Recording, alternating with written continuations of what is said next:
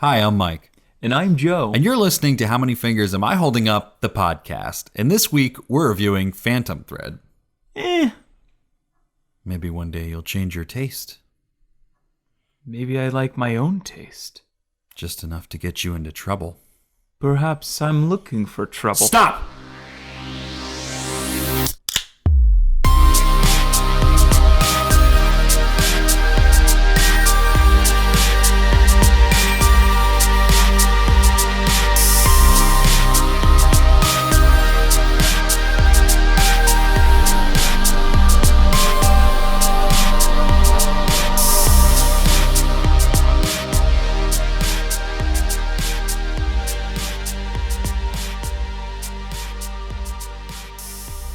Welcome to How Many Fingers Am I Holding Up? Featuring two guys getting shithoused and reviewing movies in a weekly podcast form.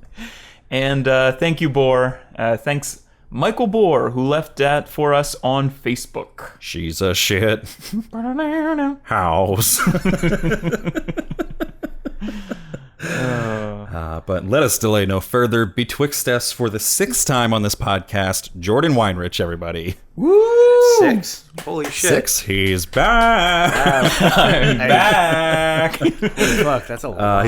He was in Mad Max, the 4th episode of this podcast. The Revenant, Swiss Army Man, Split, Baby Driver, and now here for the Phantom Thread, 6th time. Oh shit, I forgot about like 2 of those. You've been here for the start.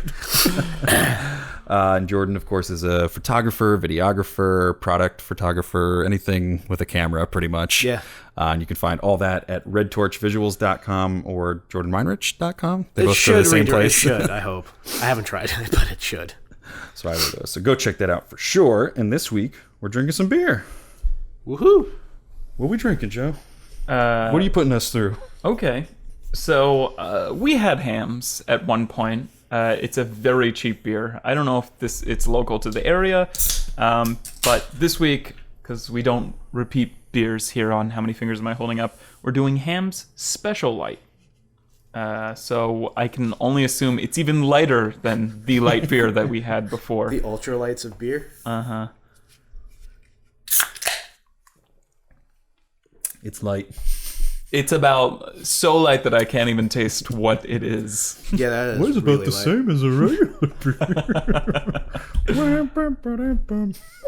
beer? I mean, we even forgot to mention that Jordan is here to shoot the handies. That's right, yes. Because we're doing that tomorrow morning. So that'll be interesting. And that comes out tomorrow? If this comes out on time, then yes, tomorrow will be when the handies are out. So check that out. Yeah, so if you're watching this... Big weekend. You can watch the handies on Friday. You can watch the Spirit Awards on Saturday and then watch the handies again. And then on Sunday, you can watch the Oscars and then watch the handies again. That's for a right. third time. And then just keep watching the handies. Yeah, and then every day after that, watch the handies. Until next year's handies. Yeah. So that'll be cool. And the Handy Awards are, of course, if this is your first time listening, our film awards ceremony. It's kind of our little play on the Oscars, where we've nominated the films, and then you guys got to vote on them. The voting has closed now, so we know who the winners are. You guys don't. We're going to film that tomorrow, and it'll be out for you guys tomorrow in your time. And you can watch and see who the fans and us thought were the best performances, directors, films, and some podcast categories too. We have best guest, best host, best episode. So definitely check that out tomorrow. Yeah. Chances are you're probably listening to this and it's already out. So go ahead to howmanyfingerspodcast.com and we'll have it displayed there. Oh, yes. And so I just wanted to explain the sort of dilemma that we ran into where... Oh yeah, this is our you're last. You're not going to see the Phantom Thread on the handies. The Phantom Thread is our last review that we're doing for the film year 2017. We're in 2018 now, obviously. We're about 3 months into it. we run into this huge problem where at the handies we're only nominating stuff that has been reviewed on the podcast. And at a certain point, it starts getting to where we want to review on the podcast everything that's been nominated for Best Picture at the Oscars, at least. And then we want to cover everything else as much as we can. And we ran into a problem this year because we didn't think Phantom Thread was going to get nominated. For It wasn't an Oscar supposed this year. to be. It was. Yeah. I do like my little spreadsheet thing, and it didn't win or get nominated for any of the precursor awards that sort of prognosticate, what's going to get nominated. It was kind of, and like few films have done that before. Like the only one I can think of, because I've gone back and like since like the 90s, like how films have gotten nominated based on what else they won or were nominated for, and the only one that's done that with getting like none of the prognosticators was Amore back in like 2009 or when was Amore? No idea, but that Michael Sounds about right. is it Haneke? Yeah, Haneke. The French guy, whatever. Might be Michel Haneke if he's French. Oh, I know. I've always said Michael. I don't know. It could be Michael. He did Funny Games though. Yeah. But he did that movie Amore with Charlotte. What's her name? Rampling. Yeah, I think so. I'm just saying. Yeah. Yes. I could be wrong. You're definitely right. Andy, By the way, that's the only everything. one I can think of that has ever like made it into the Oscars. It was a good in the movie. Best Picture category while having like none of the other prognosticators. And it's up for fucking 6 Oscars. Yeah, so like the Best Picture Came out was a of surprise. nowhere. Like we all knew Daniel Day-Lewis was going to get nominated, Right, yeah. but for it to get Without a nominated doubt. for Best Picture, for Best Director, I guess we also knew that it was going to get nominated for Best Score. Yeah. Or at least I was predicting that. But then I was not predicting as well Leslie Manville getting nominated for this either. So I ended up coming away with 6 nominations. So we were stuck in this weird thing where we also like, we can't do the handies in real time. We've got to film them in advance. So we have to like plan what we're going to review for the rest of the year. So we weren't able to nominate Phantom Thread because we didn't think we were going to be reviewing it. And Right. then we film the handies, and then the Oscar nominations come out if Phantom Thread's nominated, and then we end up reviewing it. And so it's in the film year 2017, but unfortunately it was not eligible for the handies. And I feel kind of bad about that because I feel like it could have been up for a bunch of stuff in the handies, but it just... Oh yeah. Yeah. I mean, we'll get into it, but Daniel Day-Lewis should have been amongst the Oh, yeah. Well, without best a doubt, actors for sure. This would have So probably... my point in saying all that is just to say that it not being in the handies is not a reflection on our opinion of the film. It's just Right. the scheduling of it. I guess you could technically say that it was... I mean, it came out right on time with everything else. We just didn't think it was going to get nominated. So But it kind of worked out perfectly. I mean, we were probably going to start 2018 today, kind of, and then all of a sudden we kind of had this pleasant surprise where the Phantom Thread was up for Best Picture, so we had to tack that on to the end. And now you're going to be listening to this episode like a few days before the Oscars. and then the Oscars will happen, then- and then we'll move right on to 2018. yeah, and we'll Which will be enter a nice. new That's what we did season. last Yeah. year. For some reason, the Oscars were a week later this year Yeah. because we've already done 52 reviews before this. This is our 53rd of the year. What is it? A leap year or something? I don't know. But Joe, you want to read that IMDb description, and then I'll get into my mic notes about our Phantom Thread, not the Phantom Thread. I feel like we keep calling it the Phantom Thread. Really? Is it just? It's just okay, Phantom it's just Thread, yeah. Phantom Thread. Okay. That's your first mic note. It's Phantom Thread, not the Phantom Thread. I'm learning so much I hope already. you're taking Okay. fan notes, Yeah. listener notes. Okay, so IMDb has listed as the description: set in 1950s London, Reynolds Woodcock is a renowned dressmaker whose fastidious life is disrupted by a young, strong-willed woman, Alma, who becomes his muse and lover. That name Reynolds Woodcock is like great and also shitty at like the same time because it just makes me think of Mr. Woodcock, that movie with Billy Bob Thornton. Oh, I yeah. feel like John Heder yeah. was in it. Napoleon Dynamite. Apparently, I think I saw Paul Thomas Anderson on some sort of late night show, and apparently Daniel Day-Lewis came up with it. Did he really? Yeah, he's like, I'm Reynolds Woodcock, and Paul Thomas Anderson's like, Okay. Okay. Whatever you say. Lead me to the Oscars. he was also talking about I forget who it was, but they're like, what is he like, kind of? And he's like, I don't know, like he has, or Paul Thomas Anderson was like, he has like the worst taste in TV. Like you guys might have saw this. He's like, he'll come up to me and he'll be like, Paul, have you seen Naked and Afraid? He's like, I cannot miss an episode of Naked and Afraid. And Paul's like, he watches it when it airs on TV. He's like, he loves Naked and Afraid. Just works in a shoe factory and watches Naked and Afraid. Crazy guy. But Phantom Thread was written and directed by Paul Thomas Anderson, who has previously written and directed Hard 8, Boogie Nights, Magnolia, Punch Drunk Love, There Will Be Blood, The Master, and Inherent Vice, and a bunch of other shorts and like music video type things he's worked on before. So he's been out there for a while. I think, Joe, you've always described him as like the best like living director maybe that we've seen. I forget how you put it in much better terms. Yeah, I think he's describing his importance. He's the greatest, in my opinion. He's the greatest living director. He's the greatest living director He's because still in his prime, I guess. Right, because I don't think he's made a bad movie yet. And I think I was even looking at this and I was like, I don't know. This trailer doesn't really speak to me. It's like the people who look at like I forget who the football player they always bring up is. But when they're comparing it to Tom Brady, how like Tom Brady's been to the Super Bowl and lost before, whereas like the one guy they always bring up has like went to 4 Super Bowls and won all 4, and they're like, oh, is he better or is Tom Brady better? Who's been to more but lost more? And it's like, yeah, like Martin Scorsese's been around longer, put out more movies, but he's put out some that are like some real duds. Right, like one of our favorite directors, David Fincher. Is he just a masterclass director and will forever look at his film in like the Criterion films? Yes. Did he make Alien 3? Yes. I realize there are also people that are going to hear me say that about Martin Scorsese and be like, what fucking film was a dud? Hugo, you were all wrong about it. It sucks. Yeah. Not great.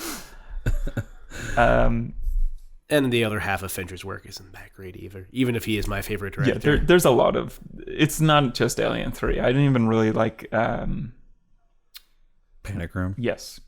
I like Panic Room, but I don't like it for the other reasons that I like Fincher movies. Yeah, It doesn't feel like a Fincher movie. My favorite is like when people do like video essays on David Fincher and they like don't use a single frame from like Alien 3 or and maybe Panic like Room. one from Panic Room. Yeah, They'll be like... And they're all from Social Network. Yeah. I thought this would be kind of fun, just real quickly, just because I feel like this is one of the directors that people are always like, what's your favorite Paul Thomas Anderson movie? Because he has kind of like, he's not really as, I guess, diverse as like maybe like the Coen brothers, where they go from like straight up comedy to like whatever. Right. But he has kind of like, he's gotten like darker maybe. Like it's just like straight up drama now. So I thought we could like go around and say what you guys thought was your favorite Paul Thomas Anderson movie. I think it's always just an interesting question. Yeah. I mean, I'll say The Master. Yeah, go for it. For sure. Yeah. I think The Master. I would put There'll Be Blood second to that, maybe. And the only one I haven't seen Magnolia, Heart 8, and Punch Drunk Love, just to put that out there. But I don't know. I think The Master was so underrepresented that year, sure. like The at the Master was Oscars. great. And Oh my gosh, yeah. It was even like Inherent Vice kind of, or I think we were at a point where Paul Thomas Anderson didn't even care about the Oscars that year because like it just came out late and he was like, I feel like he doesn't care about them generally. Yeah, I feel like even the Oscars doesn't care so much about him either. Yeah. A lot of people are kind of like, what? Like I thought they kind of favorited him. And no, but the like one year, yeah, There'll Be Blood. Right, that's about but it. like The Master, like they nominated Philip Seymour Hoffman because that was an undeniable fucking And performance. Joaquin was nominated for that. Right, but then like nothing else from the movie was nominated. Like, Yeah, which how do you I not thought nominate like the cinematography from that movie, or even just the direction of that movie? Why It's wasn't it? just Actually, wasn't Amy Adams nominated for that year? I feel like that I'm was one not of the things sure. that made me angry is that like all the actors were nominated, and I Right. was like, how do you not consider this a Best Picture if like 3 out of like the 4 or 5 actors in this are? Right. And I would say let's pull up what was nominated for Best Picture that year, but spoiler alert, we'd be disappointed and be like, this was so much better. Was that wasn't the same year as Her, was it? I don't remember. think I don't so. think so. Yeah. When was I Her? could. I feel like Her was more recent, maybe? Yeah. Yeah, probably. What about you, Jordan? What's your favorite Paul Thomas Anderson movie? It's probably a tie between The Master and Inherent Vice. Oh, yeah. What did you... Oh, you liked it a lot? Inherent Vice? Yeah, I liked it a lot. I liked it a lot, except for just the last scene.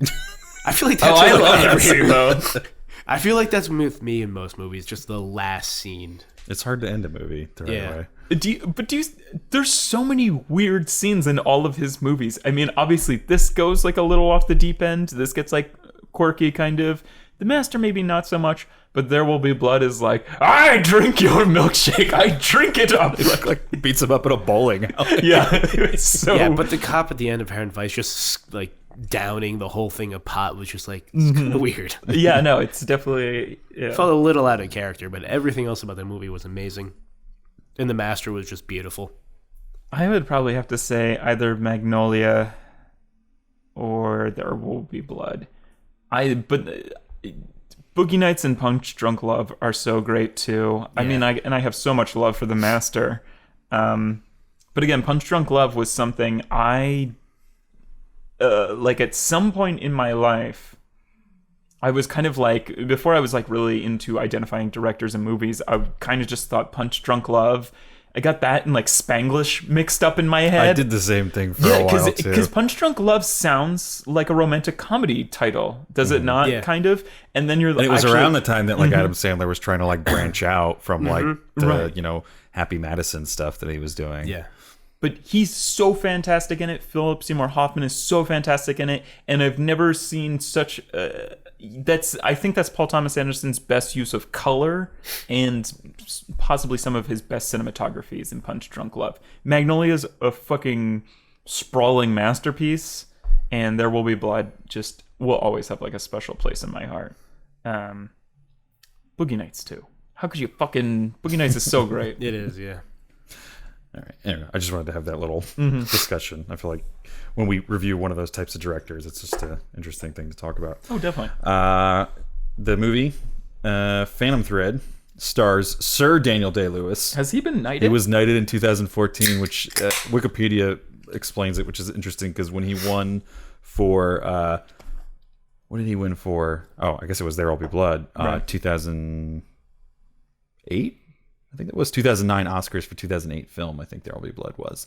But when he won, he like got up to accept the award from Helen Mirren, and she like fake knighted him, and then he made like a statement like he was like, "Oh, that's like the closest I'll ever come to being knighted," and then he got knighted in 2014, which is pretty cool. Oh wow. And then also stars Leslie Manville and Vicky Creeps and a bunch of other kind of. Those are really the only main roles in this movie. I don't know how to pronounce it. Oh, okay. In my head, I've been saying crepes. Like Jordan's just gonna have go get crepes. tomorrow. Yeah. Oh my god. So excited for those crepes. Vicky Japanese crepes in Doylestown. But this is Daniel Day-Lewis's last role, if he is to be believed. This is kind of the quote that he sort of laid it all out. He said, "I haven't figured it out, but it's settled on me, and it's just there. I dread to use the overused word artist, but there's something of the responsibility of the artist that hung over me.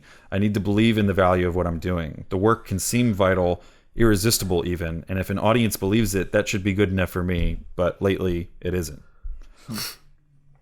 So he's such a strange character where like only Daniel Day-Lewis could be like, yeah, it's just not satisfying or important enough. Yeah. I need to go Make away. shoes. That is weird. And like, yeah, he has gone away for a long extended periods of time before from acting and just gotten back into like real life.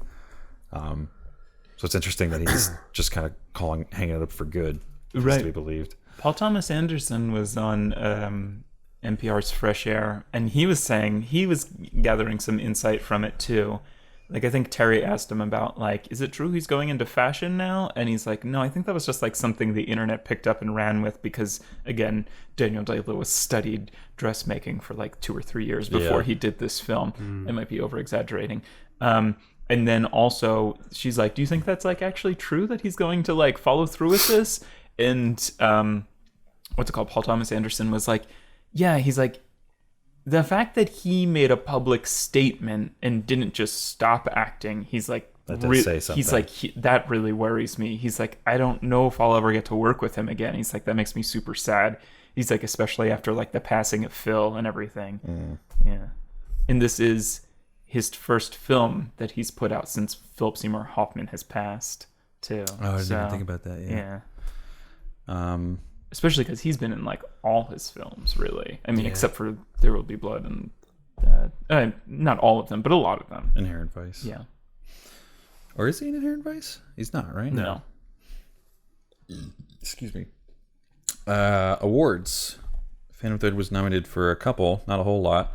besides the Academy Awards, or randomly comes up with those 6 that we mentioned before. But at the Critics' Choice, Best Actor for Daniel Day-Lewis, Best Production Design, Best Costume Design, and Best Score. And then it won Best Costume Design of those 4. And then at the Golden Globes, it was nominated again, Best Actor in a Drama for Daniel Day-Lewis, and Best Score. And that's all I got for Mike notes. Let's talk about Phantom Thread. All right. Another thing that I heard on Fresh Air was that, like, what's it called? Again, like, you know how, like, he picks his name, like he picked, like, the Woodcock name. Daniel Day-Lewis was kind of like the silent partner in the costume design department and everything, just because he studied for so long, and he got to pick, like, what he thought were, like, the dresses that he would make and everything. Again, he's like, I don't know.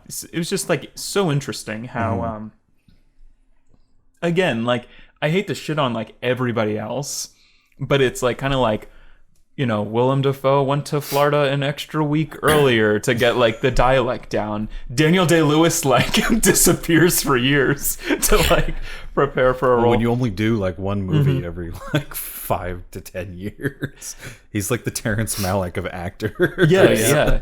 Although lately Terrence Malick's like, oh, you won 3 movies this year? Oh, gosh, yeah. No, they're not And even none of them movies. are as good as they used to be. They're not even movies. You want 3 cinematography reels this year? How many True You Lives won 3 do you times guys that I want? hung out with Emmanuel Lubezki. Emmanuel Lubezki was like, I want to try out this new camera. Let's make a movie. Let's put a GoPro in the shower. Yeah, I guess. No, but just to expand upon that point, I think I heard about it from some podcast that was talking about this, but I just listen to so many movie podcasts now that we're in one. But the Village Voice wrote an article called "Searching for Daniel Day-Lewis," and this is a brief export export of an excerpt. It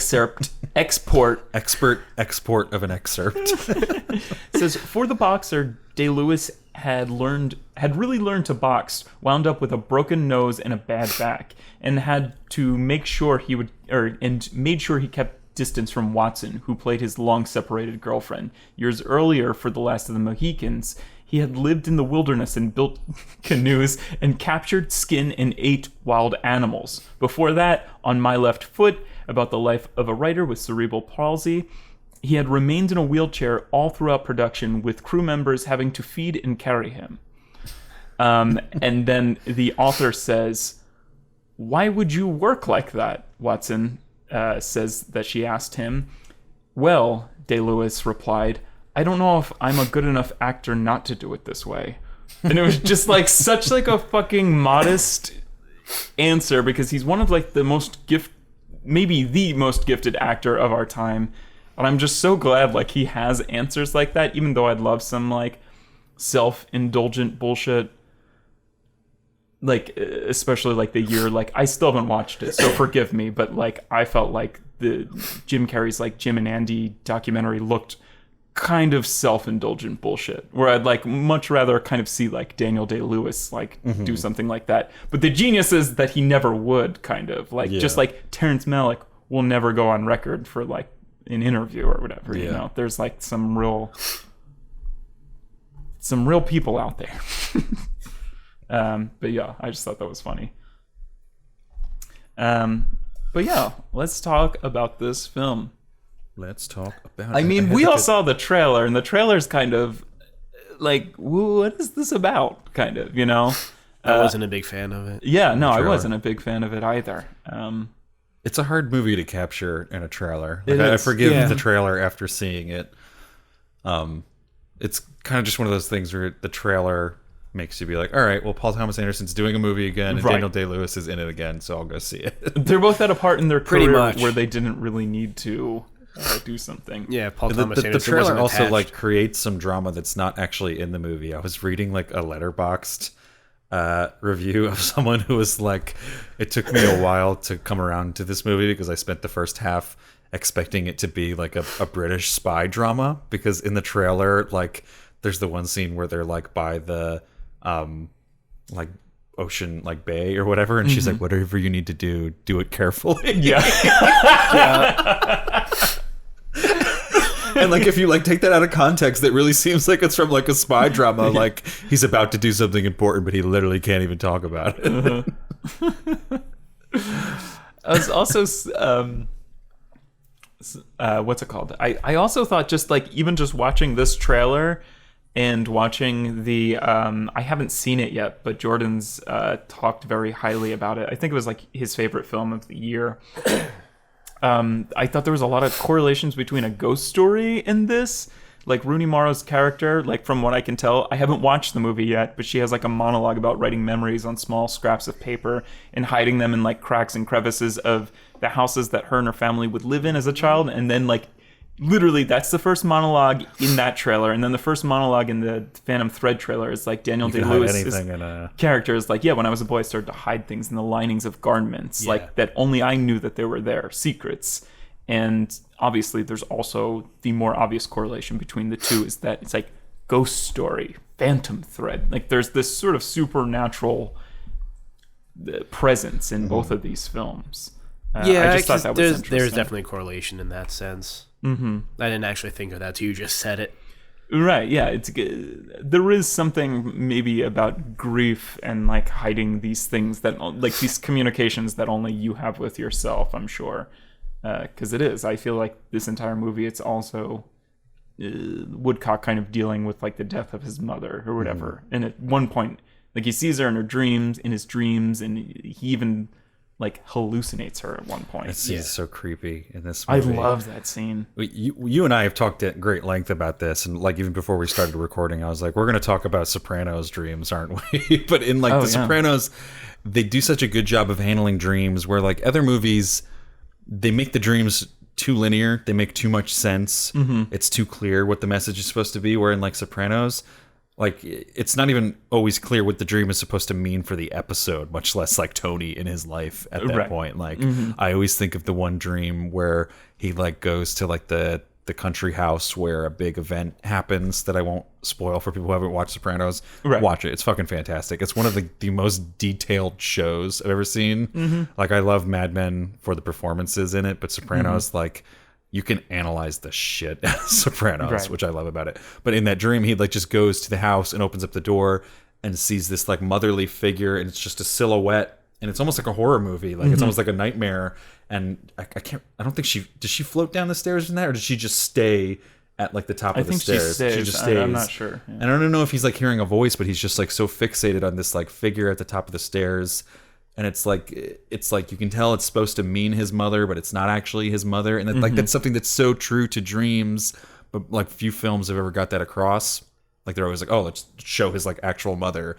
And then in this, they show the photograph of his mother, basically like a living photograph, and she's just like standing against the wall, and she's not like moving at all, and she's almost like she's in like a silent picture. She's like a little jittery. She can't like almost like a real life picture stand still, and like he's talking to her, and she's not responding. And like I don't like that's very real to like sometimes how dreams can be like, and it's almost like he's not even really having a dream. He's having like a fever dream, really. Right. So it's kind of like that like half awake like sleep paralysis almost type thing where there's a figure on the other side of the room, and you know it's there but it's not responding, and you can't like move at all. Like, I don't know. Where you're so out of it, you know what's happening in the room, but you also know what's happening in your dream, kind of.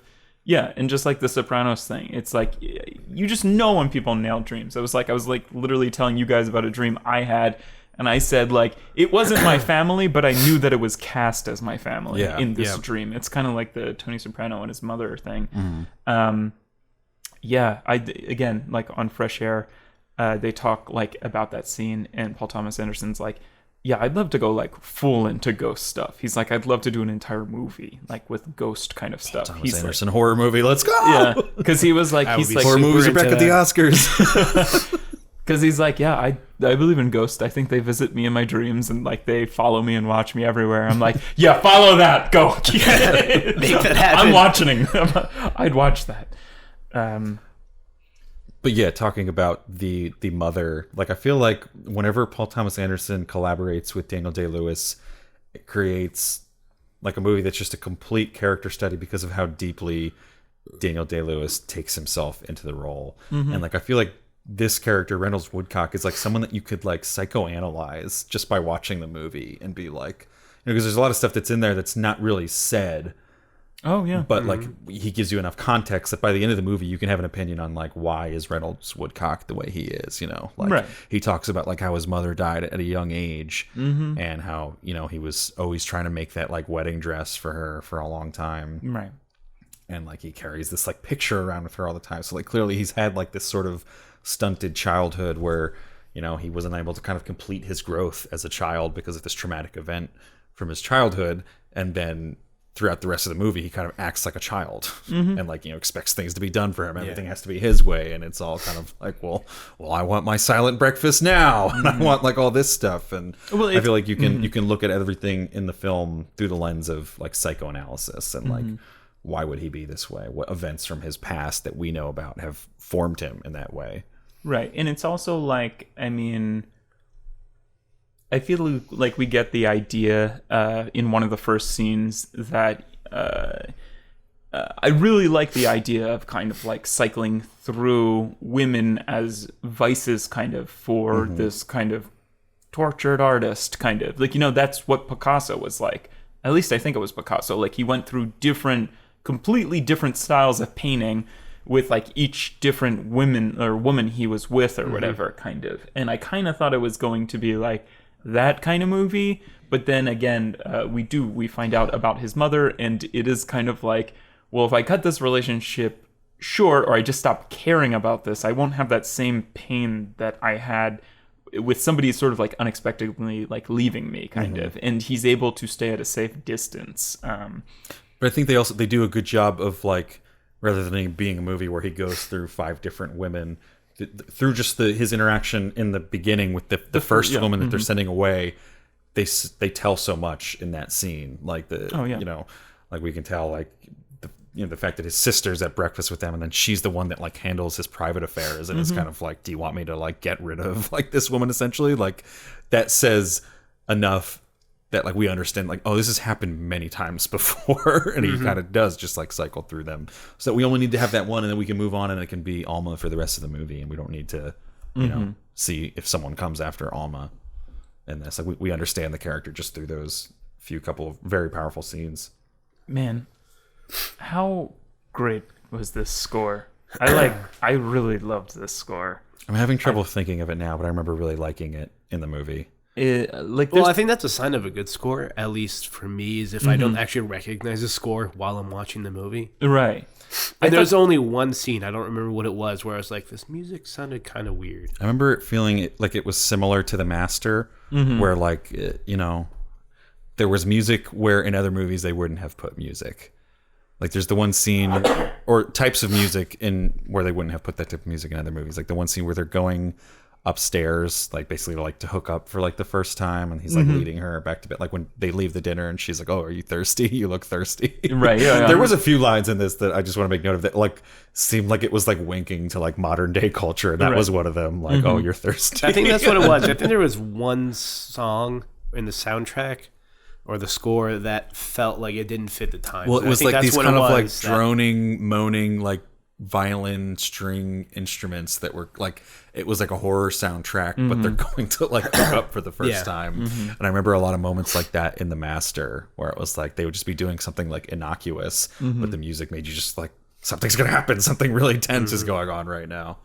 Yeah, I was like cleaning earlier today, and I had the official soundtrack on, and it's funny because like I think there's 5 tracks that are like Phantom Thread 1, Phantom Thread 2, 3, 4, and 5 basically, and it's that same like do do do do. Oh, one when the actual logo shows up in the trailer, yeah. Right? But it starts and sounds completely different. Like it's like all like very like high pitched violins, kind of like it's like you can barely almost like tell like that sort of that's what that is. It's almost more like a pad almost than like a string. Like you can't hear the vibration of the bow against like the string. Like it's just kind of like you're getting almost the reverb of the violin sound. It's very strange. And I think that's at the beginning, where at the point where Sabri was like, what the fuck are you listening to? Where it's just such high pitched violin,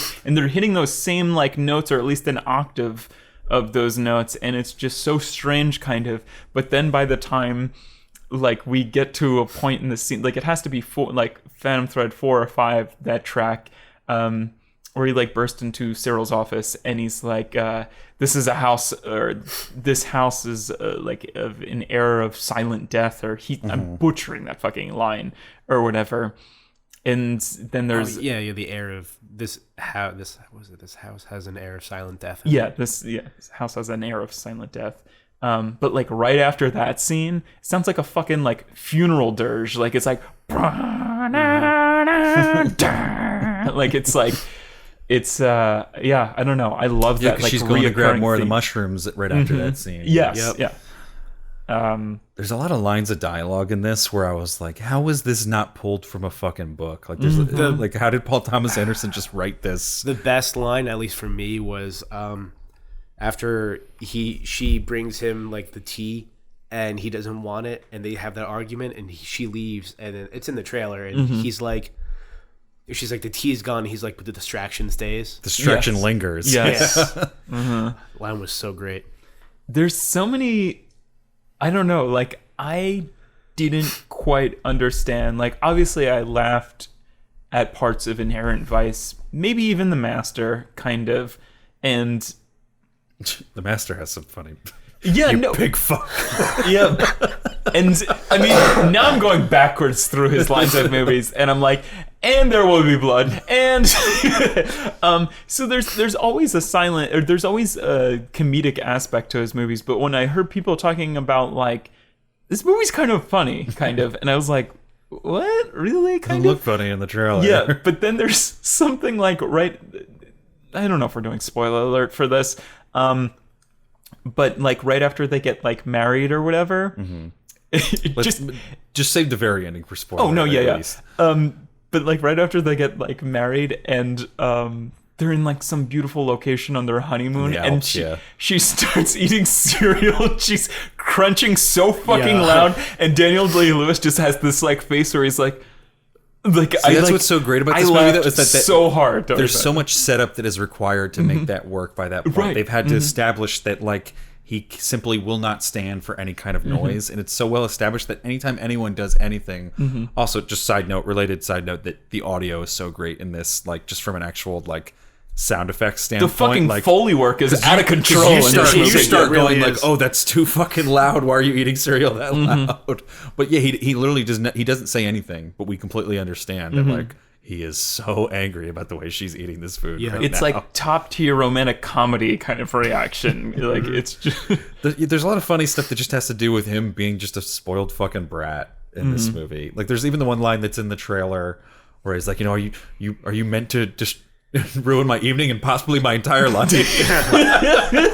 It's such like a bratty thing to say. What's the thing where he where she like prepares dinner for him, and he's like, "Is this a setup? Is this a?" He says something. ambush? Is this an ambush? For or something Where like is that? your gun? Where is your gun? Where? He just says that over and over again. In that scene, he's also like, as you know that I like my asparagus with oil, and you've clearly prepared it with butter to ruin my dinner. Such like a bratty the way he's like eating it too, where he's just like twirling it in the butter like a fucking kid who's like, I don't want to eat it like this. I don't like butter. No, but yeah, to touch back on that, like it's like you can notice that right from the beginning.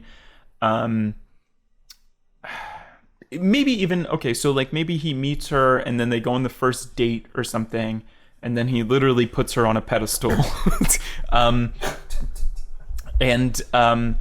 He's, I guess they're like moving a chair around or something, and you could just hear like you can just hear like is it Foley or Foley? Foley work? Foley. Yeah. Yeah. There's just, the Foley work is so... Well, it's folly if it goes bad enough. Right.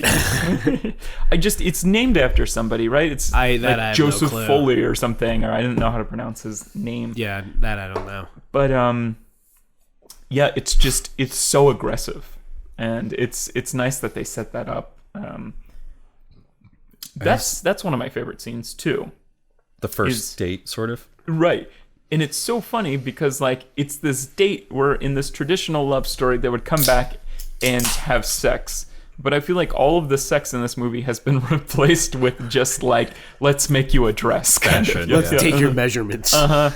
And it is kind of a weirdly sensual, like, I think Reynolds Woodcock doesn't perceive it as sensual. Mm-hmm. But it's a vulnerable scene because she's there, like, in her, like, you know, under things at a time when, like, that was, like, really vulnerable. And her fucking, like, nipples are hanging out. And then his sister walks in. And, like, there's no mention of, like, oh, like, we're busy in here. Like, she just, like, sits down. Well, no, first she walks up and starts, like, sniffing her. And it's like, oh, is that, like, lavender and petunia and whatever stuff. But it is. It's like, she is... Woodcock's in his own universe. He's just doing whatever he wants, whenever he wants, kind of. But she's very taken, like, when she gets put up on the pedestal and he's measuring her. And I think she even says, like, through, like, voiceover and narration, she's just like, he was going to fix all of my he was going to fix all of my flaws or whatever. And then it's a scene that really takes its time. And I really appreciate, like, how long this movie is, too, because it appropriately needs, like, these kind of big setup scenes, kind of. Yeah. And it is, she's, like, taken, then she feels uncomfortable, and the sister's there, and then he's like, you don't have big breasts, do you? And she's like... He says you have no breasts. Oh, yeah, you have no breasts, she's like, do you? yeah, I know. Asshole. And then, like, near the end, Cyril arrives, and she's like, oh, don't worry, he loves, like, women with, like, small breasts and a little tummy or something. Well, she says, like, oh, you're perfect. Yes, and almost like, really? Like, I never thought so. And she's like, oh, yes, he loves a little belly. Yeah. Yeah, there's a lot that, like, pays off wordlessly later in this movie, like the thing we talked about, where, like, establishing that he is so averse to sounds and he just needs silence, and he's got whatever problem it is with sound and needing to concentrate all the time. And then this, like, they really established, like, through that kind of awkward exchange where he's like, you have no breasts, and she's like, yeah, sorry, I know. And he's like, no, it's perfect for, like, making dresses, like, it's the great size. And then there's a scene later when she's kind of jealous of that one princess of something that comes to get fitted for a dress, France, and she's like staring at her as they're, like, measuring her that breasts, woman's breasts, which are much, like, bigger than hers, and, like, that just wordlessly gets across, like, that's what she's jealous about at that very moment, is like, oh, now he wants someone that's got the bigger breasts, like, that he's measuring, you know, Right. Or, well, there's stuff I don't want to talk about now because it has to do with the end of the movie. But there's a lot that I think is established early on in the movie that sort of comes wordlessly full circle towards the end of the movie. Something I was talking about before we turned the mics on was that did we talk about this in the mic notes? I didn't realize that Paul Thomas Anderson was his own director of photography. Oh, that's right, yeah. In this film until, like, a week or two afterwards. I was listening to podcasts about it, and I was like, oh, really? I was like, and, like, me and Jordan, or I think you were even in the conversation, we're talking about that before, and we're like, I don't know, man. Like, does he really think he can shoot his own film? Like, that's a lot to take on. And I didn't even occur to me. I was like, this is a beautifully shot film, yada, yada, yada. I have some issues with some you know, scenes technically, but we can get into that later. Well, I mean, yeah, please do. I mean, like, compared to The Master or something, I honestly don't have that great of an idea of whether he was using the same cinematographer his entire career before this, or if he was working with different ones, but just, like, between this and The Master and Inherent Vice, do you think this was not as good? Visually, I do think it was not as good. Okay. There were definitely scenes that, like, felt kind of awkward. There wasn't standout scenes, really, I guess, yeah. A few for me. I think it has some of my favorite shots in this movie, to be honest. Like, the one shot that I really like is when, again, and, like, there's so much that I love the wordless payoff in this movie, but, like, we've had it beaten into our head so much that he is so averse to sound, and he just likes to be quiet, at peace, at home, practically a hermit, but he doesn't want to be alone. He wants to have Cyril around him, and he wants to have, you know, his wife around him. So the one scene where she goes to, like, the New Year's Eve party thing after they've been married, and like, you know, he's just a grumpy old man about it. And then he like goes out to basically like fetch her, and he goes to this party, and we can't even really hear what's going on in the party, but we can just see the pandemonium, and just like we can feel it, like how this is so uncomfortable for him to be in a place like this, Right. and it makes him even angrier that she's there amongst all the noise without him, and she's not at home like being quiet with him. But that shot where he's on like the second floor balcony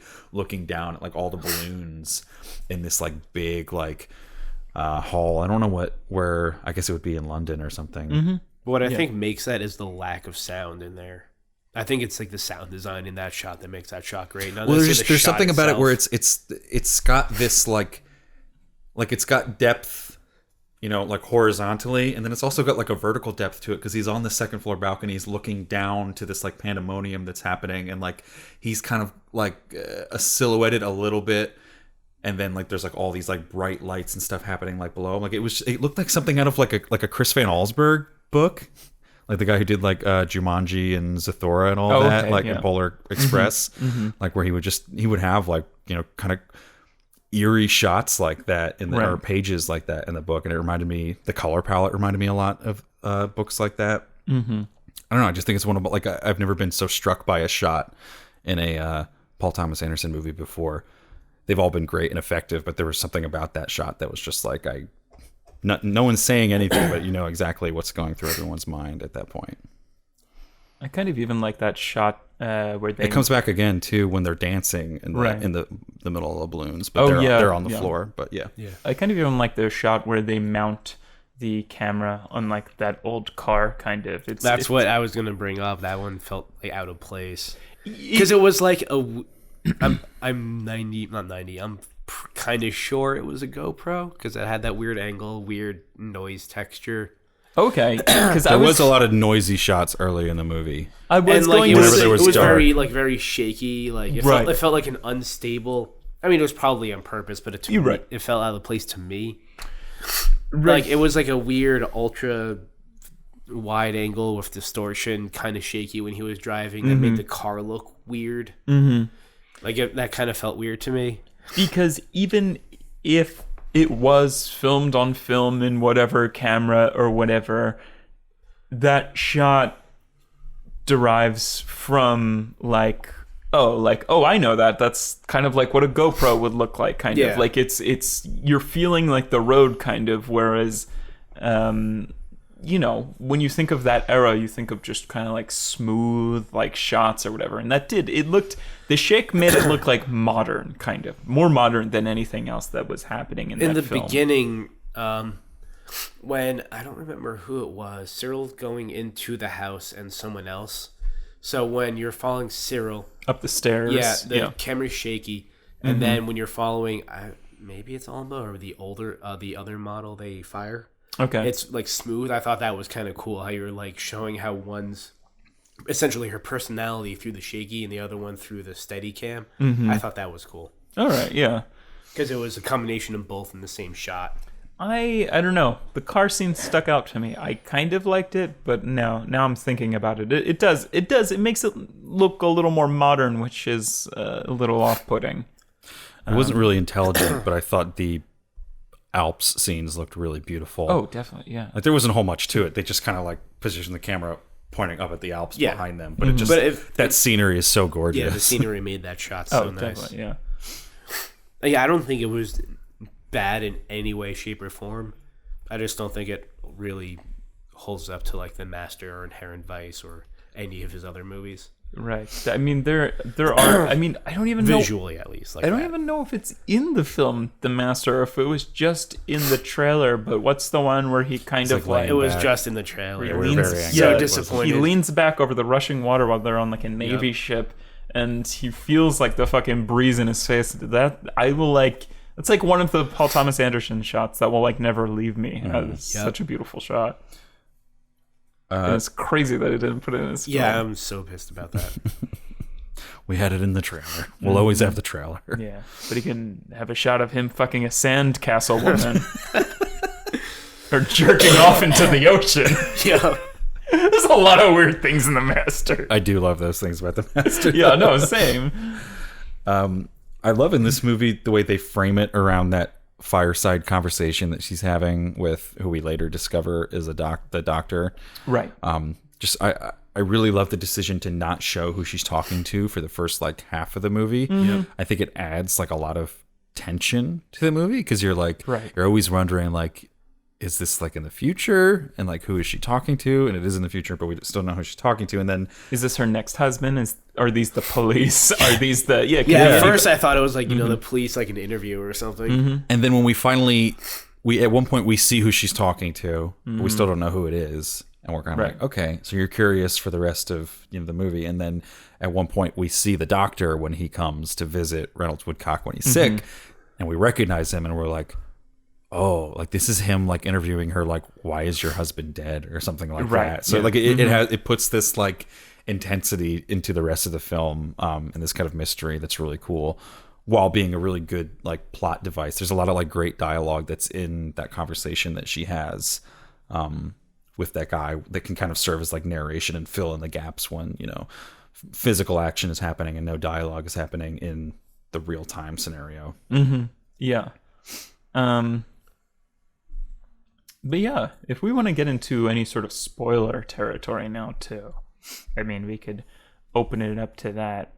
I also have a sort of thing where I have seen, and this is something that Mike said too, just kind of,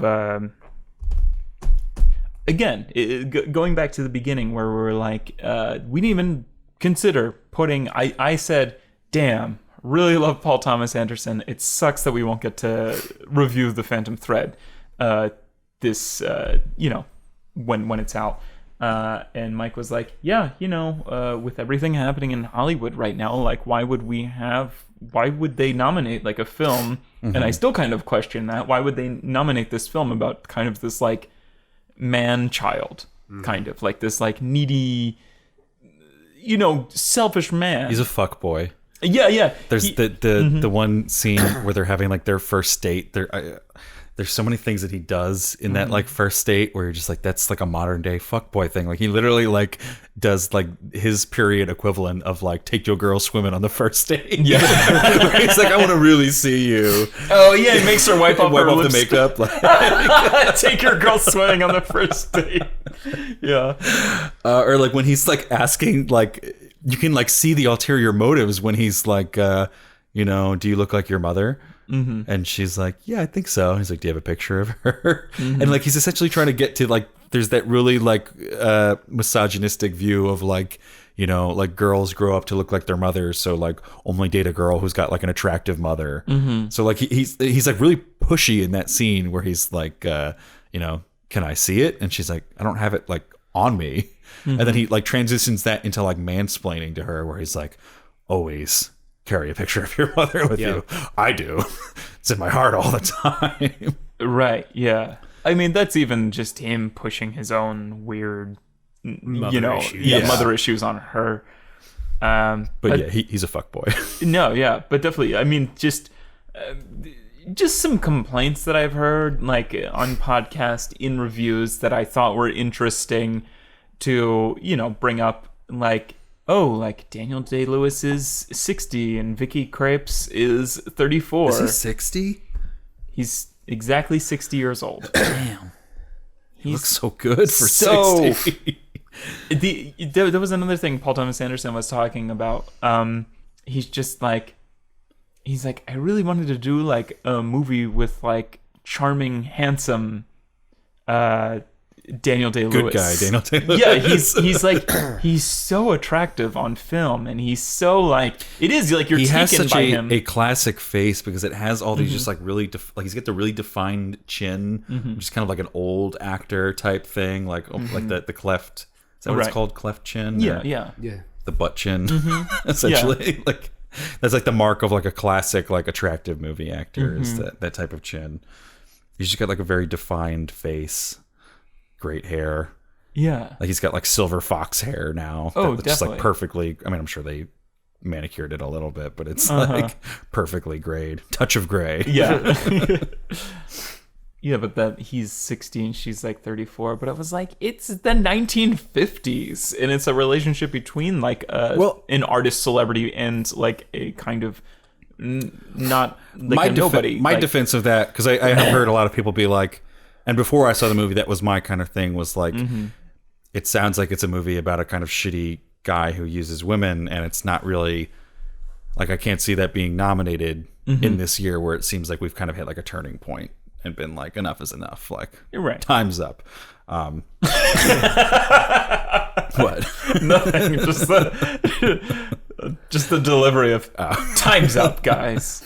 But my defense of that would be, or my reasoning of why it's okay that it's nominated this year, is that it's not a sympathetic view of him. Like, there's nothing in this portrayal, like, there's nothing that you can look at and be like, oh yeah, like, what a cool guy. Like, everything about it, everything he does annoys us, and it's almost more a movie about Alma. Like, she, you know, Daniel Day-Lewis may be the main character, but Alma's more of the protagonist in this movie. Yeah. Yeah, and again, it's not like a middle America small town police chief who's dating an Australian model who's fucking a third of his age. I swear to God, if 3 Billboards Outside of Ebbing, Missouri wins Best Picture, I'll blow my brains out live here on How Many Nights. I won't. And I'll write a letter, and I'll read it in awful narration. Hey, remember when we had sex? Remember when I was inside you and you were on top of me? I think I've also... Fuck 3 Billboards. Yeah. I think another thing, even Paul Thomas Anderson says, like, I think Alma's the protagonist, and then I've read reviews that are like, but we know literally nothing about her and her background, kind of, and that kind of didn't bother me at all about this movie, especially because he doesn't ask, he doesn't care. Right? Yeah, like that's kind of the point. Regardless, she's like driving all of his decisions too. Ooh, right, yeah. And then I keep hearing like the Bechdel test kind of like thrown around when criticizing the movie. The Bechdel test, for those of you who are unfamiliar, asks whether a work of fiction features at least 2 women who talk to each other about something other than a man. But I kind of thought that's also the point of this movie, is that it's kind of steering his character. Yeah, well, he's created this world that is very centered around him. Everything is about him getting what he wants all the time, anytime he wants it. Right. In the movie, in my opinion, is about Alma kind of like demanding her place in his life and kind of inspiring Cyril to fight for her own agency to a degree, too. Yeah, and kind of standing up for herself in a way, because in the beginning, like, Cyril just kind of did whatever, you know, Woodcock said, but towards the end, she's, you know, telling him off and all of that, and it's all because of Alma. Yeah, and it's, I don't know. The Bechdel test is like, there are some movies that pass the Bechdel test, but that doesn't mean they're like good, and there's some movies that fail the Bechdel test that are some of my favorite movies, like Fight Club. It's a movie about toxic masculinity. Like, that's the point, you know? But yeah, just, I don't know. And again, some people had a problem with, like, oh, it's dismissive of women, that monologue about, like, women and their, like, silly marriage superstitions. Again, like, this is just, I don't know. Sometimes it's just kind of like, well, why aren't there black people in Dunkirk? It's kind of like, well, they weren't there, like, you know, like it's kind of in like reference to that conversation, like that conversation comes up because he has silly superstitions about marriage. Like, he's talking about women, but he's really talking about himself because he believes that he's cursed. Yeah, and he's trying to convince himself that he's not. That's why he writes like "never cursed" in the I fucking love when that thing shows up. Like, yeah, I thought it was gonna be like something dumb where he was gonna have written someone else's name and she's gonna be like, he's cheating on me. I was so glad that it was like he doesn't even need to cheat. He's just so self-obsessed and narcissistic and like just beat up about himself. He's got like no sort of self-esteem. He does think he is like, he's like contradictory. He thinks he's self-important, but he doesn't think that he is worthy of marriage or love or like a real relationship, or someone that sticks around and doesn't die when he's young like his mom did. You're right.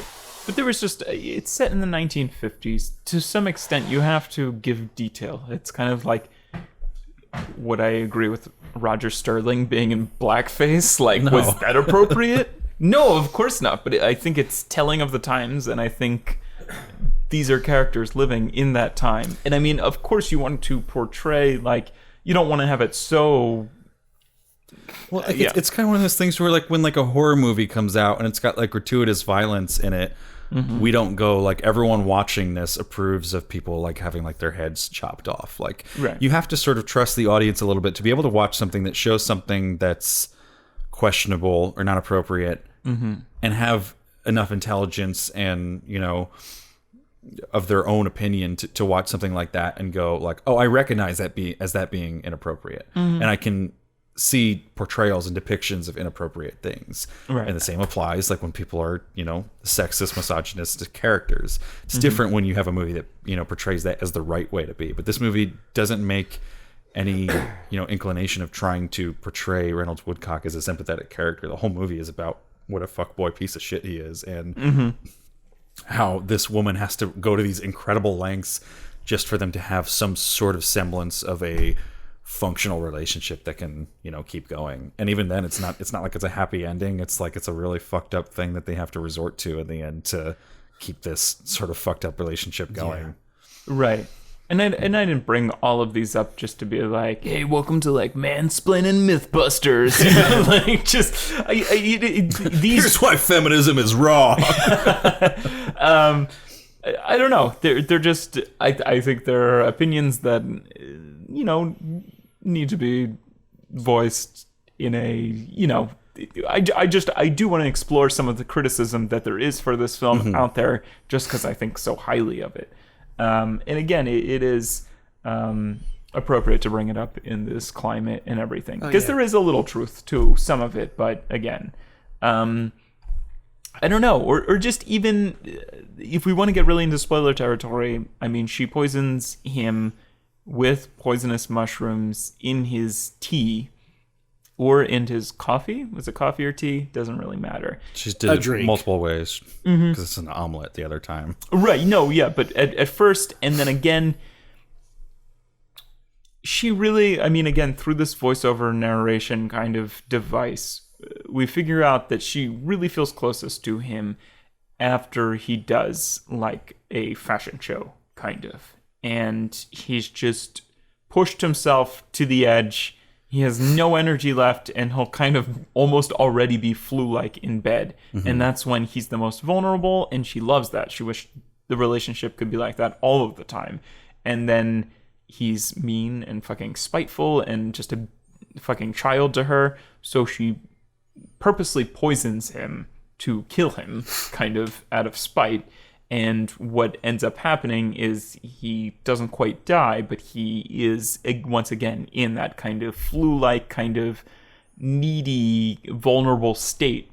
And she quite enjoys that. Do you think that she wanted to kill him the first time? I don't. I don't know. She wanted to punish him. I think she wanted to poison him. I don't think she wanted to kill him. I don't even think that. Like, there was a line, something about, like, he's best when he needs to stop and calm down or take a break. So I think he does it to pretty much just put him in bed for him to stop to get him into that state. I think. Well, I don't even think she realized that would be the effect. I don't think she wanted to kill him. I think she just wanted to put him through a horrible experience. No, see, I thought that was she did, because she's reading the book about the mushrooms. So yeah, I don't know. I'm guessing that like she from there. She knew how much it would take to do whatever. I think because did because she? Of the book. Oh, okay. I couldn't fully read it because it was a weird. I don't know much about mushrooms, but I mean, again, she could have killed him, and I think that maybe crossed her mind that hey, this could end in death, kind of, Because I think she wouldn't have been. She was taking care of him when it happened.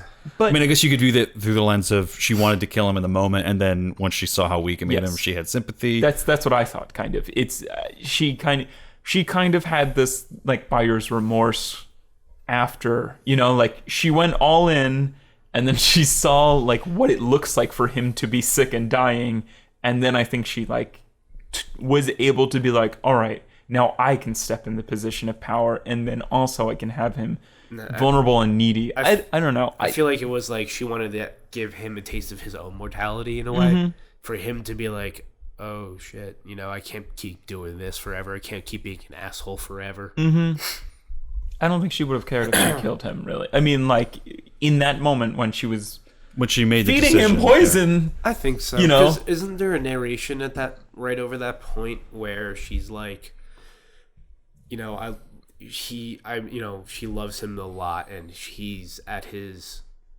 best when he's at his weakest. Oh no, definitely. I just think poison is poison.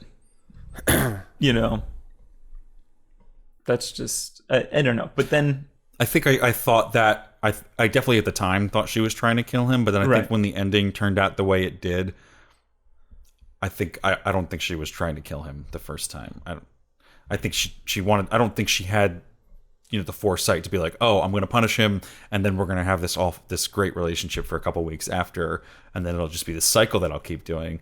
I think she just thought she was going to punish him. Okay. You know. Yeah. Making him very sick, and you know, I mean, because she's just giving him food poisoning. That's what she's doing, is giving him, you know, bad mushrooms essentially. And yeah, again, I don't know much about mushrooms. I don't know how much it would take to kill a person. I don't know. Like, I was just kind of like, okay. Like his immune system or whatever was strong enough to fight it or whatever, or just I don't know how that kind of poisoning works, I was just guessing. Kind of, yeah. I'm guessing, you know, she knew because of the book, because you see her only take like a tiny little amount, grate it, and then put it in the coffee. Yeah. Yet later on, she was trying to kill him. She'd take the whole mushroom. Yeah. And fucking grind it up. Right. Well, I thought she was trying to be sneaky, kind of like where if he's such a person who's so put together and needs things his way, like he'd be like, what is this in my coffee, you know, like, or this tastes slightly different, or you know, it's not said explicitly, so explicitly, so it could be either one. Yeah, but I do love the scene where she poisons him for the last time that we see, at least, where again, my favorite thing about this movie is the wordless payoffs, and like in their first date together, they like are staring at each other, and she's like, are you having a staring contest with me? Because you'll lose. And then in that final scene, they're like just staring at each other as she's like making the omelet, and like he's realized by now, like, right, is this bitch gonna do it? Like, is she gonna put those mushrooms in there? Like, and he's almost kind of like daring her to do it because he won't say anything, and they just keep staring at each other. And then they like sit down, and like she puts a plate in front of him and doesn't make a plate for himself, so like obviously like she's trying to fucking poison him. And then they just stare at each other, and like it's not until like he sort of submits, when like he's even got the food in his mouth and he's chewing but he hasn't swallowed, and then like they just keep staring, and it's kind of like him submitting to the staring contest. And right, it's like she said before, like, are you getting into a staring contest with me? Because you'll lose. And he submits and he swallows, and then he just like gives into this like, you know, thing that she's, because then once she swallows, she starts talking about like, I'm going to poison you a little bit, not enough to kill you, but just enough to like make you weak and helpless and make you need me, essentially. Right. Like that's a really effective, I think, wordless payoff. Or I think like earlier in the voiceover, when she's talking with the doctor, she has a line. It's during that first date when they're back at the house, like measuring her, and she's like, I could stand still for him for hours. And that's kind of like a payoff that pays off many times throughout the movie, because she's just kind of like sitting around like waiting for him, like to let me go, or you know, to become a better man and have this like fully realized relationship. And that's kind of like a metaphor for the whole movie, is like I could stand still for him for hours. Like there's so much beauty in this script that I really, really love, that like pays off in ways that are less obvious than other scripts usually do. And I even saw, I hate to go back into this like complaint thing, but just like complaints about like, you know, at the end he still chose to be submissive, kind of. But it was kind of like, yeah, but we watched this movie about like how infantile men and how ridiculous they could be. But then we watched the progression of like a man like that who wouldn't allow like butter to be spread on toast because it was like too loud. Like kind of transition into this man who will be submissive to poisoning, like allowing himself to be poisoned. And I think that's like quite the transition. It makes sense to me because it comes from, like we were saying before, like the whole thing with his mother is so important in this, because that's really the only way he can like find affection now is through motherly figures. So he needs to be like sick and basically being babied like a mother would baby a child, and that's when he's most attracted to Alma, is when she's motherly and like it's like this like Oedipal like type weird thing. Like it's incestuous in a weird way. I do like this. I love the interpretation of kind of like what it's like to kind of be this tortured air quotes artist kind of, and to kind of live with this person. I remember like reading reviews where reviewers thought they were tortured artists, and they're like, oh, like I just watched Darren Aronofsky's like Mother, and now I totally know what my wife feels like. I'm like, really? Like, yeah, that's why it's in my top 10 this year. I'm like, did you not see this movie though? Like, where like you're actually an asshole, kind of like, because you spend so much time upon yourself, and you don't even have to be like any degree of an artist really to understand like this film is just about like, wow, like it takes a lot of work to make relationships work, kind of. And that's what I really like about this. I mean, it says some stuff about celebrity, definitely. Like, I love the scene where they're in the restaurant and the two girls come up. It's the thirsty scene. It's right before that. That's what makes her say. Yeah. She's got some qualities too in this movie where she's got a little bit of jealousy going on. Like, a lot of her acts of like love or whatever are motivated by something making her jealous immediately before that. But the girls come up to him and she's like, oh, this is my friend. She wants to be buried in one of your dresses. And he's like, that's very nice. And then everyone stands there, like just silent for the longest time. Like a normal person would be like, oh, I mean, not in this era. Like, do you want a picture or like an autograph or like, maybe you should stop by the shop or something. He just kind of like stares at them. He's like, okay.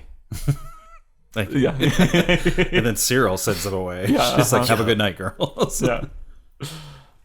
I love that scene. I do have to say, as much as I sort of like gushed about the ending from like a writing standpoint, it's not my favorite ending. It took me a while to sort of like, I had to look at it through a writing viewpoint and just kind of the beauty of bringing a movie back in that way, to appreciate it, because I hated it when it first happened. Right. I think because I had this expectation of like, there was so much like tension and mystery in the movie that I thought it was going to end with her killing him. And I kind of was hoping for like that ending. And I almost thought like it was, I thought like it was going to be him like accepting that she was going to kill him like by swallowing. So I think I'm a little let down by that. And I also just think it's a weird, like, I think that's like, if someone like criticized the ending from like a, feminist, misogynist type of analysis, I can't really debate it there. Right. Because I think in the ending of the movie is where you sort of have to make your message for the movie. And that's sort of like really my only complaint with this movie is, aside from a few scenes cinematography wise that were just straight up noisy and grainy, which like is a decision. People do like doing that to create that sort of old film look, but I don't like it personally. And then the ending are really where I would like place my only complaints with this movie. And I don't know how I would totally end it, besides maybe having her actually kill him, but I don't know if that could play out as beautifully as this did. It's a weird, I don't know what it says about the rest of the movie that like they do come to this understanding, and it was kind of like they had to meet in the middle in this very weird place that's like unconventional, fucked up in its own way. Like, it's fucked up on her part, it's fucked up on him, like, to need that kind of thing in order to like feel emotions for someone. Right. It almost feels like that he didn't really progress. He just found a way to feel like he didn't. did. She met him somewhere that would work for the both of them. He didn't budge at all. Yeah, right. That's true. Because it's like after he gets better from this last poisoning, he's going to be an asshole again. Some time will pass, she'll poison him again, and it'll just continue like that, just to get to that point where he will feel something for her for a little while. It is a beautiful end, but he didn't, in a way, didn't really progress. He progressed to the point where he accepts that this is the only way for him to feel emotion, but he doesn't really change in that way. Right. I was kind of hoping she would end up with the doctor. Oh, I didn't. Like that I was like shipping them, but like that would like he was showing her an example of like how a man, like sort of a proper man should act, Mm-hmm. like, you know. But it's also hard to say because in that first date with Reynolds Woodcock, he acts. There's some like fuckboy things he does, but like in the breakfast scene at least, he's very charming and like there is sort of like a genuine connection going there. Like they're staring at each other from across the room, and Right. there is this sort of like meet cute thing going on there. So it's hard to say like how a relationship with the doctor would have actually turned out. And It's from the same time period, so he could be just as much of a fuckboy. Right, yeah. And it is, I mean, I'm sure she dated her fair share of, I mean, there has to be something that she, as much as she was this muse, I'm sure that obviously on a surface level, oh, he's celebrity, he's this, he's that, kind of, you know? And I'm just a waitress. Like, it's just kind of like, he's practically based off like Christian Dior, basically, you know? Like, it's just kind of like, there's some sort of superficial thing that's going on between them. I mean, like, he obviously could have, you know, dumped her kind of, and she would go back to living her life. And I feel like through that, she could meet kind of any sort of man or whatever, even though they were flirting at like weren't they? Or who? There was some other man that was flirting with her. The doctor. It's the doctor. Oh, okay. Yes. When they're at the dinner. So, I mean, she could use Woodcock as sort of to project her into sort of more high society, kind of, instead of like what a man she could have gotten during, you know, working as a waitress or whatever. But I don't know. I really that like one lady that I don't think if they say her name, I didn't catch it, but I think he like does a dress for her in the beginning of the movie, maybe. Okay. And then she's the one who, it's her nephew that is the doctor, or Yes. someone related to her and her family, and they're just kind of like gossiping at the table, and she's kind of like poisoning Alma for Reynolds Woodcock, where she's like, oh, look at like the doctor like flirting with like your wife essentially. And then like later when like they're playing backgammon and he's being like really rude about it, and like she gets up and leaves because he's an asshole, then that lady sits down and she's like, oh, you poor thing, having to deal with someone so young. Like, Yeah, what a brat. what is she even doing up there? Yeah. It was like almost like some racial thing. It's like, She says something about her like I don't know how they do things in her country where she came Right, from. yeah. It does. I did like the ending though, because I don't know. I keep thinking of this one play that I read before. I can't remember what it was, but it's kind of like about this Silicon Valley guy who kind of has everything, or he thinks that he has everything that he needs, and he has wealth and he has power and he has everything. But then all of a sudden it feels like he wasn't living before until he like walked into like this BDSM, you know, joint in like New York City. And all of a sudden, like, I'm not in control anymore. And now I feel like I'm actually breathing again. It's this weird, I feel like that has something to do with like his submission of being poisoned. That was definitely, something that I drew from. That's some deep BDSM stuff. Yeah, Poison me with mushrooms in my omelet, babe. I might die, but It's like the one scene where he's like on the toilet and he's just like giddy with like happiness, and he's like, you might want to leave now. oh yeah. It's funny and disgusting at the same time. And then she, in a way though, like he's also more comfortable in that stage too, because he's like, you should call that doctor friend of yours over just in case. Yeah. So in a way, he did kind of get more comfortable with the relationship and less jealous about it. But I still feel like he's going to be an asshole in between there. Oh, and like, yeah, that's for the part sure. that I don't really like, that it's not like he didn't progress at all, and it's not like she got him to soften up at all. She just found like sort of like a cheat code to like bring out this side of him that he only brings out when he's like super, super weak and whatever. And it's just not really a happy ending, even though it's sort of like playing as one. Yeah, it's a terribly sad and really messed up and disgusting ending in a way, because he just, she has to continually bring him to the brink of death for him to feel anything. there was like people walking out of my theater where like I think everyone that was in my theater to see this movie was not prepared for the type of movie that it was going to be. And like I heard a bunch of people like walking out that were like, I can't believe we like sat through that. Like I feel like I was like it was like a job to watch that movie. And I was like, what did you people think you were getting into with the Paul Thomas Anderson movie? I was talking about my theater experience. Like everyone was miserable walking out. And I was like, why did you come see this movie then? What did you think it was going to be? I guess the trailer is misleading. So if you don't know who Paul Thomas Anderson is or the type of roles that Daniel Day-Lewis likes to choose, then you might not be expecting something like that. Right. Yeah. I think I was telling you guys earlier, like when my parents went to go see like Boogie Nights in theaters, like everybody walked out. Just kind of like, come on, guys. What did you think this was? I mean, again, it's Paul Thomas Anderson works with such big names, and people want to go see those names, like Burt Reynolds, and you know, it's just Daniel Day-Lewis and Marky Mark. But then they all, you know, but then there's obviously something so goofy and twisted on all these movies that Want to get into some ratings? Yeah, let's get into some ratings. I can go first. I really don't have a whole lot more else to say. I enjoyed this movie a whole lot. I think, like you've said, Paul Thomas Anderson's at the peak of his game. He's definitely in his prime. He's in his stride where like whatever he puts out, like even like Inherent Vice, which like I sort of consider a stinker by Paul Thomas Anderson standards, is still a fucking awesome movie to behold in many ways. But when it all works at the same time, it's all phenomenal. Like the score is great in this. The acting is like obviously phenomenal. I really wish that Alma wasn't considered a lead character so that she would have had a better chance of being nominated, because I think she's way better than Leslie Manville is. And Leslie Manville's great in this. Oh, yeah. But Alma brings like a whole other level of acting to this. And had we seen this, she might have been nominated for a Handy. Daniel Day-Lewis would probably have been nominated for a Handy had we been able to nominate those.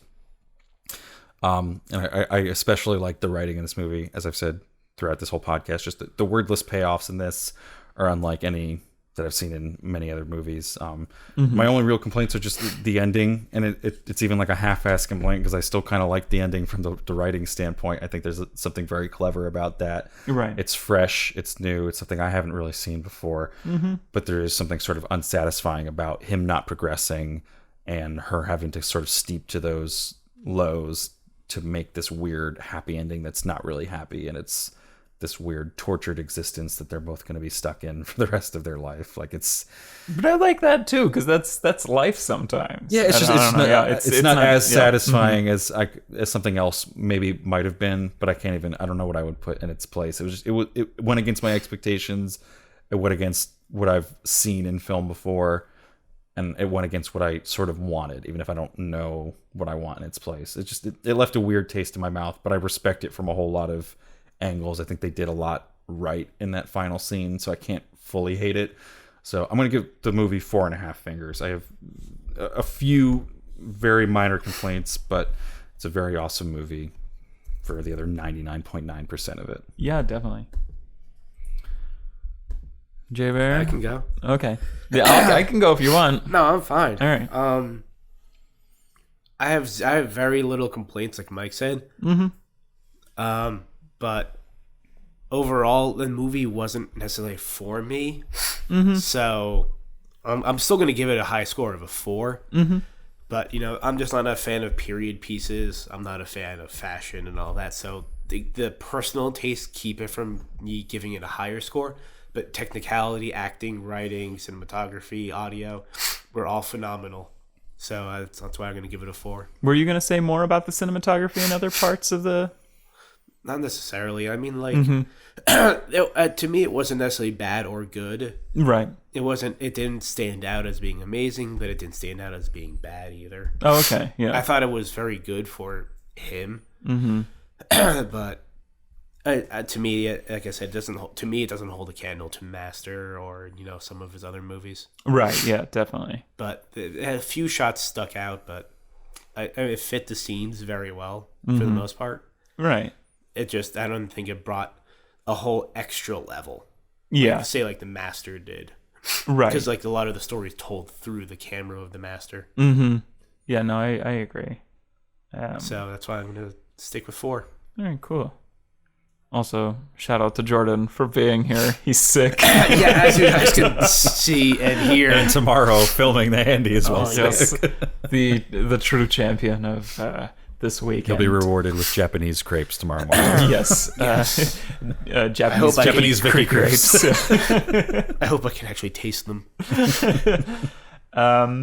Yeah, again, I feel like I've left a lot out, I've said almost everything I need to say within this review. I don't know. Yeah, I really like that it was. I like that the ending was original. That it didn't end up with like, oh, and then she found another man, or oh, and then she like killed him. Kind of. I love this sort of relationship power struggle between like a man who has everything his own way and a woman who's trying to find like her place in this very put together life.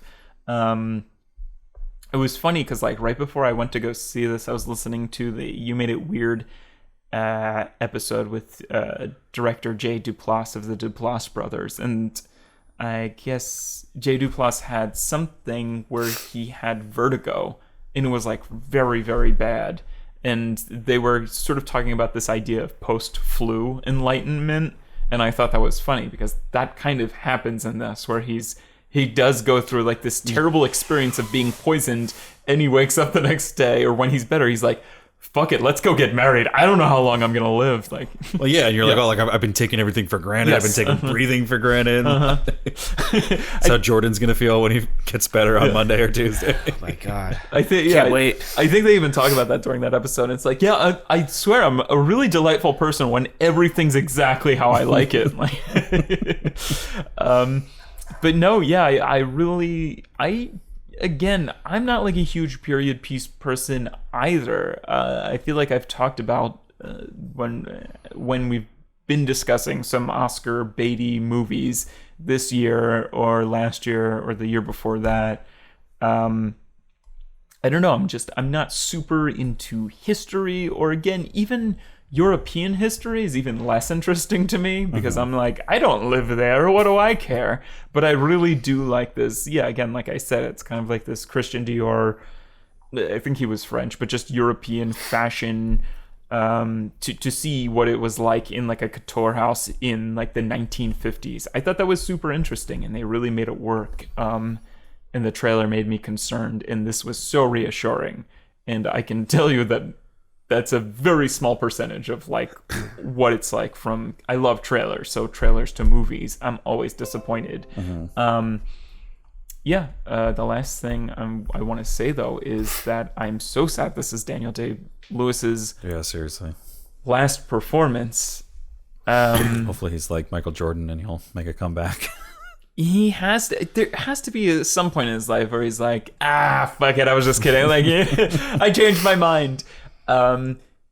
Because this is, I mean, like when I was kind of jokingly comparing him to Willem Dafoe earlier, like, yeah, sure, you do your homework, Willem Dafoe. Daniel Day-Lewis, he was born in the darkness, like, but it is like, this is my favorite performance of the year. Like, I loved Timothée Chalamet, but this is just Daniel Day-Lewis's of another world sometimes. Again, it's kind of like, I kind of thought this was just going to be English Daniel Plainview of There Will Be Blood. But he's so much different. He's like a totally complete, like, I would have to check the IMDb page if I didn't know, like, oh, it's Daniel Day-Lewis again. Although I do have to admit that sometimes when I'm thinking back on scenes in this movie, I have Daniel Plainview in my head and not his character. Oh, like, no, I can't definitely get the mustache and like the stubble out of my head, where in like this movie he's like clean shaven. So yeah, I think I'm. You had 4.5, right? I'm gonna do that too. 4.5 fingers. So that'll come to 4.3 repeating, round down to 4 fingers because Jordan ruined it. You're welcome, guys. I think I even like this more than Shape of Water, honestly. Oh yeah, I definitely do. So did I. Jordan, you didn't like Shape of Water. You're right, I didn't. All right. We didn't read the Rotten Tomatoes. On review aggregator website Rotten Tomatoes, the film has an approval rating of 91% based on 250 reviews and an average rating of 8.5 out of 10. The website's critical consensus reads, Phantom Thread's finely woven narrative, I fucking love Rotten Tomatoes, finely woven narrative is filled out nicely by humor, intoxicating romantic tension, and yet another impressively committed performance from Daniel Day-Lewis. Just wanted to make sure we got that in there. But yeah, so this is our last review of 2017. We're closing out the film year 2017. Oh, I have one more link that was at the bottom of my notes. IndieWire article headline: Paul Thomas Anderson is working on a family-friendly script with his 8-year-old daughter. Yeah, I saw that. Psych, it's a horror movie and there's ghosts. Yeah, that was me pantomiming, blowing my brains out, just like when 3 Billboards Outside of Ebbing, Missouri wins But Best what if he Picture. makes the best family-friendly movie ever? Yeah. What if it's Hugo? What if Daniel Day-Lewis What if it's comes Spy back Kids? for it? What if it's Spy Kids 7 or whatever? Yeah, no, I even like Spy Kids though. Great directors make good family-friendly movies, but I just want him to go deeper down into this Dark drama role he's been going, yeah. Yeah. But this is the last. Sorry, I cut you off there. Yeah, I don't know what I was going to say other than thanks for listening in 2017. Yeah, I it's guess. been a And, great year of movies. Let us know what you thought of this movie, if you agree or disagree. Let us know what you thought of any of the movies in 2017. And stay tuned for the Handies tomorrow. Mm-hmm.